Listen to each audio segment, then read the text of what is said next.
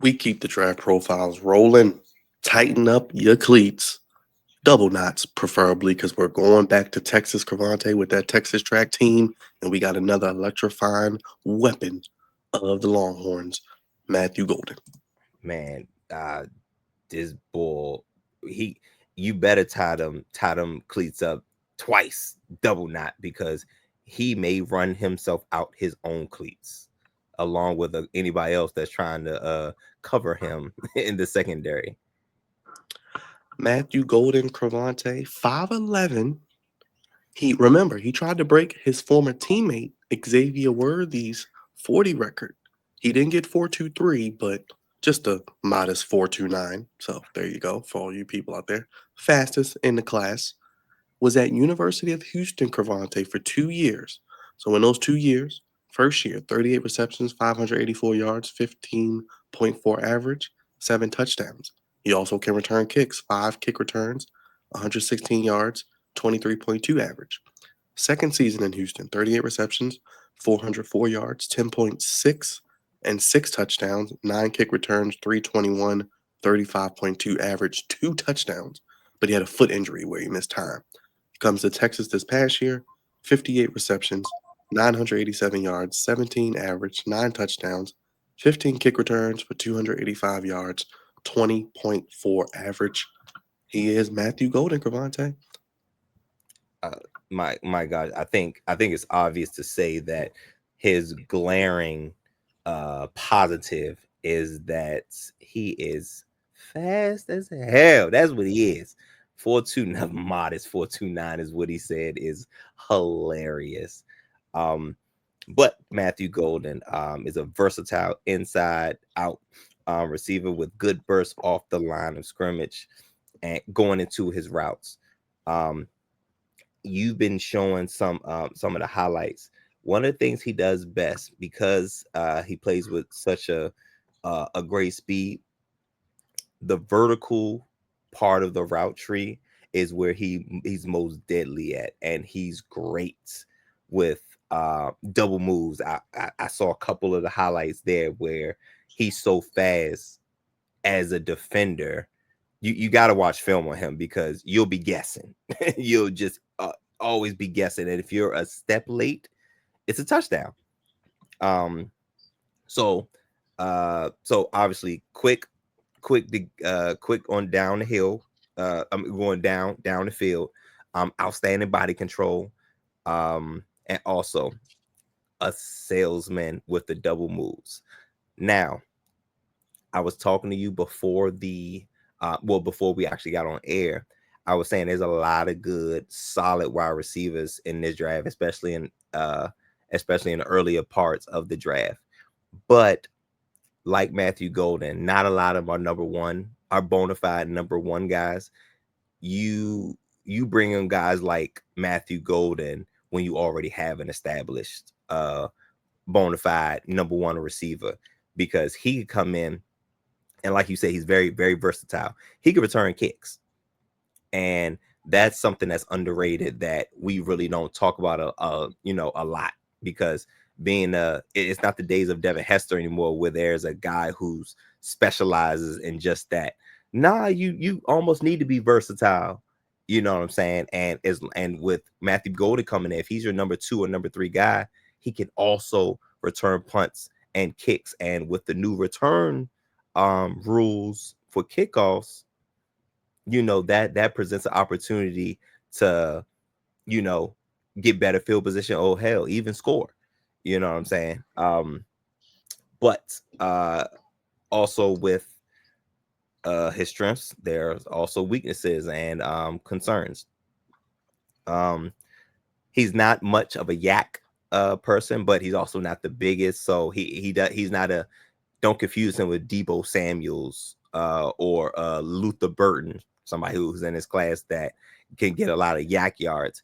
He's a small speedster. If you touch him, he probably going down. You know what I'm saying?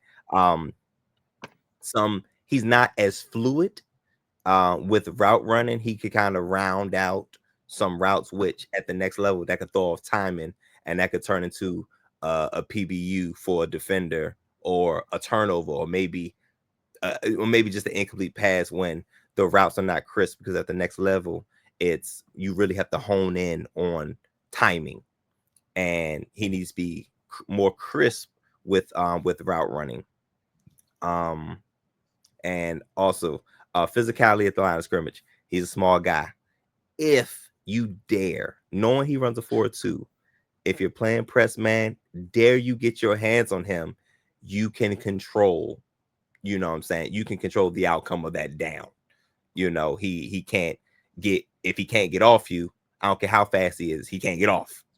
But if he works on that and become like a remember Deshaun Jackson back in the day, it's so he's so fast that you can't get your hands on him on the line of scrimmage. So you just play off man and hope for the best.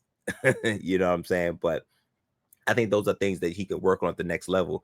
But great thing is, if he goes to a team that's has already established guy, the number one corner not going to be on him.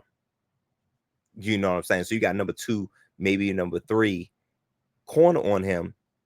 Oh, he could get busy.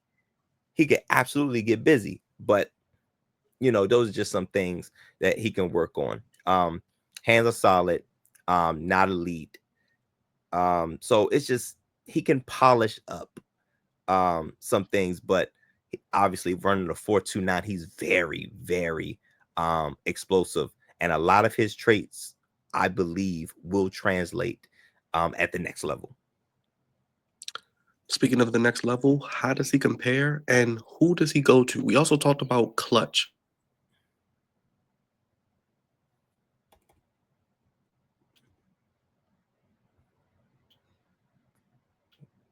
For 162, 20.3 average. So I'm gonna say, so you was kind of going in and out a little bit there, but I know you said pro and where he's going, pro comp and where he's going. So And the big game against Georgia at the SEC championship game. Right. So he reminds me of Chris Olave, except for the fact that Chris Olave could be a straight up outside number 1 caliber player, but I don't know if he's up there yet. But he does has a lot of similarities to Chris Olave, just just playing fast and having the ability to get open. I think Chris Olave is probably a better route runner than him, but he shows some resemblance of Chris Olave. Where does he go? I think he's going to go on the back end. His ceiling, let's do ceiling floor. Ceiling, probably, oh boy, he'd be dangerous with the Broncos. He'd be very, very dangerous. See, of the Vikings, Packers, probably, I'll say the back end of the first round. Let's say early 20s, all the way through the rest of the first round, and possibly, no, you know what? I'm gonna stick with it. I'm gonna say he gets picked in the back end of the first round, because I don't think there's gonna be many teams that's gonna pass up his speed, hoping he falls in the second round. I don't see it happening. So, like, if he goes to something crazy like the Rams would be absurd. You know what I'm saying? I think the Lions would be crazy. Hell, the Commanders would be crazy. You know what I'm saying? But it's interesting because we don't want him to go to like the Chiefs or the Eagles. I don't think we want that. But I think his ceiling is probably the Broncos, and his floor is probably the end of the first round. But I do think he makes it.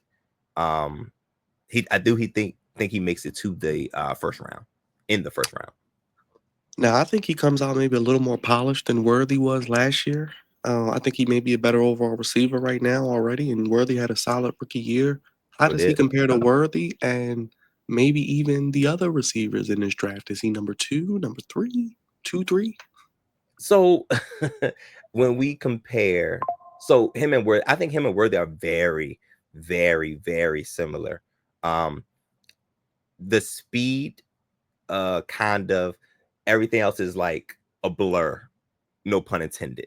You kind of could overlook some things because Xavier Worthy disappeared a little bit. There were certain spots certain stints where like he did disappear because he's not a big guy, he's a fast guy. But they are very, very similar. I agree. I think he's a little bit better of a pure route runner, like as far as like being a technician. Now he didn't go to Ohio State. You know what I'm saying? He ain't do that because you know what they do up there.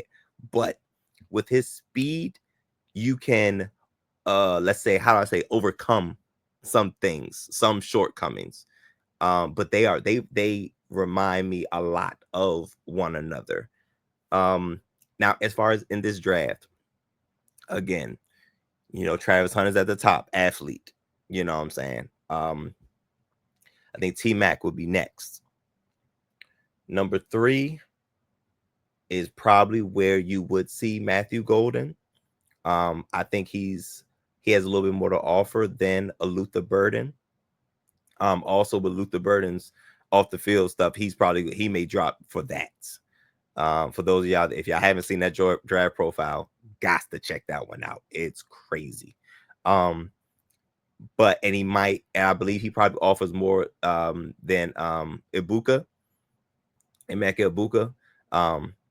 He obviously doesn't run routes as crisp as him, but probably as an overall prospect, he probably grades a little bit higher. So I would say he's probably behind T-Mac in that sense, and probably right in front of Ibuka and Burden. So he's probably, what's that, wide receiver 3, somewhere around there? Yeah, 3, depending on who you ask. Depending on who you ask, who you talk to, and what you like. Yes.